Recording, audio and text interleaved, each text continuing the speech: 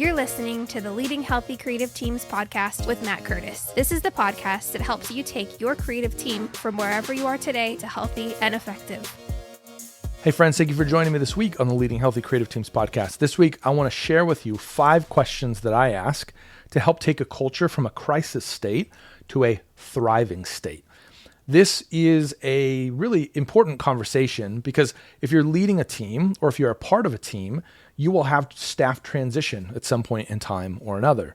And there could be a variety of reasons. Somebody could be retiring, somebody could be moving on, somebody could be getting let go, you could be adding somebody to the team. Whatever it is, staff and personnel changes happen in the church. I have seen time and time again where one person leaving disrupts in a significant way the way that the organization functions. Now, I'm particularly inclined to see this type of a challenge because this is the type of church that I really intentionally try to work with. I'm looking for churches that are in the midst of transition and in some ways are threatened in terms of their communications or their creative team stability. And so what that means is a communications leader is either leaving or there is a culture of unhealth and there needs to be departures in order to allow healing to take place. What that does is it creates a very unstable environment in a very high demand and high pressure part of the church. Almost everything goes through the communications team. That's a real tricky one. If you have a team or if you have a person who's involved in creative, almost everything in the church runs through them. Not for approval necessarily, but they're going to be involved in some way, shape, or form. And so when there is instability in your creative team, you feel it in a very significant way, and it can cause some real significant problems throughout the rest of the organization if you don't handle it well. So that's typically where I come in. I come in to either be interim support, where I will navigate the complexities and the challenges of that culture, and I will have conversations with leadership and with the team and help make sure that everything is stabilized during the season of instability so that we can then move forward and build a healthy foundation and really build a healthy team that can thrive for years to come. So that is the core of the work that I do. And these are the questions that I really like to work through throughout that process. I want to share them with you because I've actually found them to be very helpful for my own self when I'm faced with a problem that's kind of a sudden problem. That's really what crisis is. It's a sudden problem that was unexpected, that we were unprepared for. It's rare that a staff team in a church will have depth in their creative team. That is an abnormal luxury. You're not going to have a communications director and then somebody who's ready to become the communications director right after them. If you do, you're blessed. But also if you do, you're probably going to lose one of them because that tends to be the way that these things work. When someone's ready for leadership, they want to step into leadership. So there's my preface to these questions. It's going to help you navigate crisis. Obviously, if you run into a point where you're like, I can't do this, I can't pull it off, please get in touch. That is the sweet spot of the work that I do. It is helping teams navigate that space. Here's the first question that is critical as a first step once somebody comes into your office and says, hey, I'm leaving, I've accepted another job, or once you find out this person's leaving your team, whatever it is, this is the first step. You need to ask yourself the question, what do we do? And I don't mean sitting there saying, oh no, what do we do? I mean like literally, what do you do? So let's say the communications director is leaving. I'm going to use communications as an example just because that's my background. So the comm leader is leaving the team. What do we do? Well, we do a weekly email. We have a website. We have an app. We send out text notifications. We do a lot of stuff on social media. We promote every series. We support most of the graphics for every department and every promotional piece that they need. That's what I mean when I say, what do we do? So what your job is, if the person is still on staff that's leaving, fantastic. Bring them in the room and say, hey, tell me what we do. Tell me all the things and list everything down. That's all you're trying to do here. You can't solve a problem without knowing what the problem is. And so this first phase really is focused on identifying reality. So anytime I'm working with a new church, I have an intake process. My intake process is to have 30 to 45 minutes. Sometimes they go an hour, depending on the role of the person. But I have this intake conversation and I have this huge list of questions that I go through. My job in that conversation, I have that conversation with every person involved in the comm team. So if they have a designer, a video person, a social media manager, an administrative assistant, I have conversations with all of them because I need to understand reality. And so that's what we're doing here. We're understanding reality. You want to get a full list of all of the things that this person's job impacts. That's where you have to start. Until you define it, you can't manage it. It's just not possible. So that's where we start. Don't make any judgments yet. This is our tendency. And I think part of why crisis is so overwhelming for people is because we struggle to get information and just get information. We want to get information and then process it. We want to get information and come to a conclusion. We want to get information, make a decision.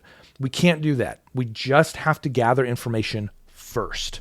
So that is the sole purpose of this first question. What do we do? The second question that we need to answer is what needs to continue? So now that you have this huge list of all of the things that you do as a department, now you can begin asking the question, what needs to continue? Often what happens is we get into a routine and we get into a rhythm in whatever job we're in, and we just keep maintaining the same things. We tend, at least from what I've seen in the church, we tend to be pretty bad at ruthless evaluation of the things that aren't working or the things that aren't on mission anymore. And so this is a really good opportunity for you to pause for a second and say, okay, so we're doing all of these things. Are they effective? Are they impactful? Are they helping accomplish the mission of the church? Are they helping accomplish the purpose of our department? So for communications, let's say your sole job is to make sure that people are aware of the things happening in your church. And one of the things on your list of what do we do is a web page that has all of the events of the church. Go look at the analytics and see how many people are using that page. What you may discover is that that page actually is not helpful at all. We don't need to keep doing that. We don't need to continue. We can let it go. So if that's something that you don't want to continue, then you can mark that, put a little red X by it or strike through or something. It's important to document it, but make sure it's clear we're going to not continue to maintain this. And it could also be for a season. It could be that when a new communications director steps in this scenario, they say, what we really need a single page on the website that has all of the events. Okay, great. You can do that. And maybe you'll have better luck with it and it'll be more successful under your tenure, but we don't need to maintain it in the interim. The other thing that you may find if you do that and you go and check the analytics, you may discover that this is actually a critical piece of the ministry being successful. If that's the case, then you really do want to make sure you continue it. So that's what you're trying to do here. Now that you've defined everything in our first question, you have a list of all the things. Now you can start asking smart questions to say, should we continue this or not? The reason that you need to understand that and you need to have an intentional and overt decision to continue or not to continue is because the third question is now starting to involve personnel. We've laid out the groundwork. We understand what's happening. Now we start asking the question, okay, that's cool, but who is going to do it? It's important in this phase to not start with whose new job it is, but I want you to build a 3-month or a 6-month plan. That's the duration of time that I have found to be pretty reasonable. Typically, the higher you go in an organization, the harder it is to find an employee who's qualified for the role. So if you are losing your director of communications, I would probably lean toward a 6-month plan. Worst case, you bring somebody in early and then they have a little bit of a softer start so that they're able to acclimate to the organization better. If you decide to go with a 3-month plan instead of a 6-month plan, my recommendation would be to make it clear that there is the potential for that to get extended in terms of whoever it is that's involved in the process. So what you want to do is you want to build this short-term plan. The formal question here is, who can do it for now? Who can do it for this short duration of time so that we're able to transfer responsibility to them? The objectives that we want to continue are still happening, but they know that it's a short-term type of opportunity. This can also work if you're going to be elevating someone into the role. There have been seasons of time where we've had interim leaders from within our team. Sometimes we've viewed it as a stretch assignment where we've said, we think that you have the capacity to lead. We're going to elevate you for a season, and then we'll have you go back down to the role that you're in, and this will be an opportunity for you to be exposed to different conversations, meet with different types of people, solve different types of problems. And it'll really be a good experiment to see if this is something that you either like, but also if you're capable of. And so when you do this for a short period of time, because of an opening, it makes it very clear that this is not intended to be a permanent thing. Sometimes you do that just out of necessity, and that's fine too. I can't emphasize enough though, make sure that you are stressing the short-term temporary nature of these types of solutions. Something that you'll encounter in this phase, you will absolutely run out of people for the jobs that are on the board. That's why this is important to list out. Once you have done that, now you need to start asking a different question. Where can we slot in volunteers? And where can we slot in external paid people to help? So in some cases, for some churches, they have the financial means where they can take the existing salary of the person who's not there, they can hire it out. I'll switch over to a productions example here because that's a real easy one. We need somebody to run cameras on a weekend, or we need somebody to run the board. Whatever those different tasks are, great. You can hire all of those different responsibilities out, and you can say, we're going to do it for 3 months. So financially, you know the burden. You can list all the responsibilities, and then you can find the people. From a comm perspective, this tends to work best with things like freelancing. We have 7 design projects coming. Great. Let's find designers and let's do it. Let's work with one of these, do all the things that you want done in a month kind of programs. Great. Sign up with one of those companies and get moving on it. But again, you're defining a short-term way to solve the problem. So once you've mapped all of that out and everything that you want to continue either has a staff person who's asked to extend, a volunteer, or an external hired temporary employee. Once all of those are mapped out, now you can move on to the next phase. This next phase isn't urgent in the sense that it doesn't have to happen in the same conversation. Those first 3 questions, what do we do? What needs to continue? And who can do it right now? Those are relatively urgent questions. Those are the questions that I go into the conference room and I map all of this out on the whiteboard as soon as I've heard that somebody's leaving. I'll usually talk to my boss. Hey, I just heard the so-and-so's leaving. I'm going to go in and start planning out what does it look like for other people to take different responsibilities. Do you want to be in that meeting? Do you want me to just do it on my own? Great. And then I'll probably bring in a thought partner with me. In some cases, it's somebody lower in the organization. Hey, you're an executor of a lot of these things. You reported to this guy. Talk to me through any blind spots that I'm seeing, because I don't want to assume that I have all the answers. If you've already identified an interim leader, great. Bring the interim leader in. Say, hey, sit down. Tell me all the things. Let's map this out. That's a really good leadership exercise for them.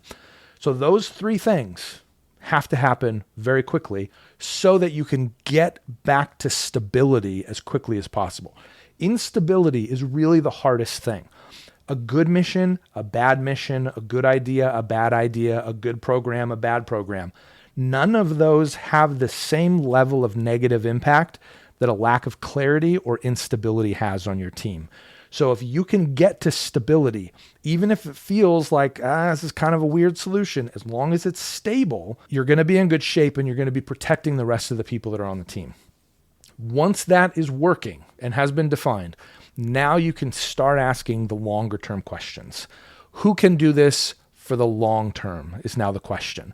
I actually like to have this question asked once in the very beginning. So I've built out a plan and I have all my temporary problems solved. And then I say, okay, well, what do I think is going to happen here? Do I think so-and-so is going to be a capable leader? Can they be the next leader of the team? I don't know. Maybe. Let's see. And then I put it in, just sort of slot it in, write it in pencil, however you want to do it, or write version 1, version 2, but map out how you think that you guys will solve these problems over the long haul. And then about 2 months in, if you're doing a 3-month plan, or about 4.5 months in, if you're doing a 6-month plan, now begin evaluating. Okay, what's working, what's not working? One thing that's true about doing church today is things change a lot very quickly. And so one of the things that's really important for you to pay attention to is that you may assume that you need to go back to a paradigm that you had. But I'm here to tell you, you actually may not need to go back to a paradigm that you had. I'll give you an example. When I started in communications, we had a communications manager and we had 2 graphic designers and we had a part-time video person. That was the structure of our team to lead communications at a pretty large church. Today, I would argue that you should have a communications manager, to use the same terminology. You should have a full-time video person. I might even argue that you should have 2 full-time video people and 1 designer. Or, even better, you ready for this one? A communications manager, a video person, and a budget line to outsource everything else. I actually recommend to churches often that they don't even hire a creative executor on their team. There's a lot of reasons for that. One in particular is that there's just a lot of really good options out there today from a freelancing perspective. You can work with a company that does the unlimited design every month kind of thing. You can partner with a really exceptional graphic designer and you'll pay more per hour, but you'll get incredible work from them. Work that you couldn't afford to hire on your team.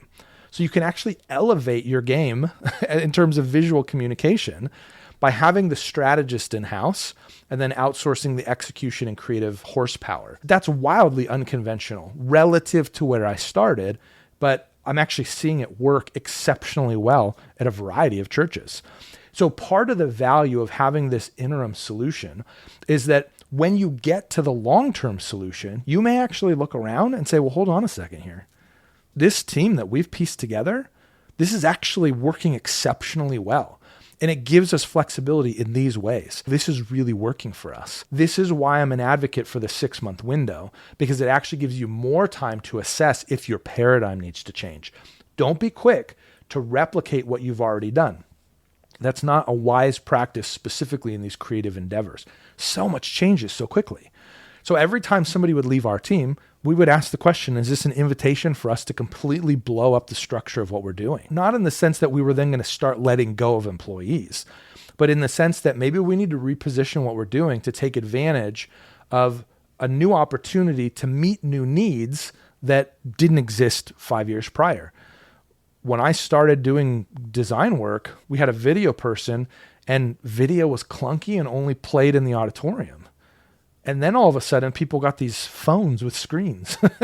And now the demands on video shot through the roof. So you actually are probably going to do more video work posted on socials than you are design work. So that changes the nature of what you need. So that means you need a motion graphics person or you need a video person more than you need a designer, potentially. So that's why that season is really important. And this will be revealed as you ask the question about the long-term solutions, the way that you want to solve the long-term problem. And then the last question here, that's a really important question to take you out of sustaining and maintaining existence and to move you into thriving. That question is, how do we get more people to do it? Ultimately, your church is going to solve this differently from the church down the street.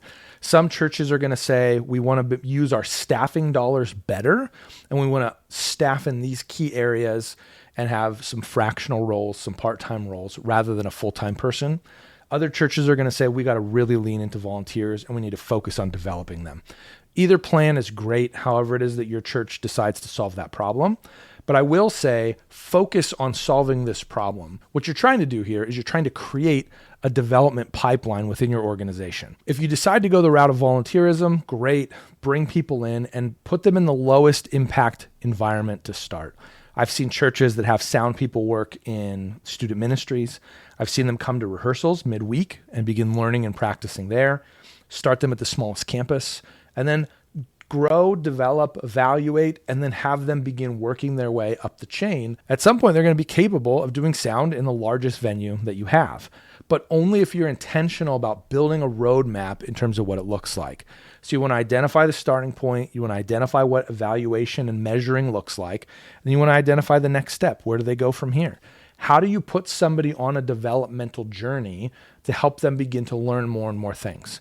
If it's a staff member or even fractional staff, you're going to want to do a similar thing.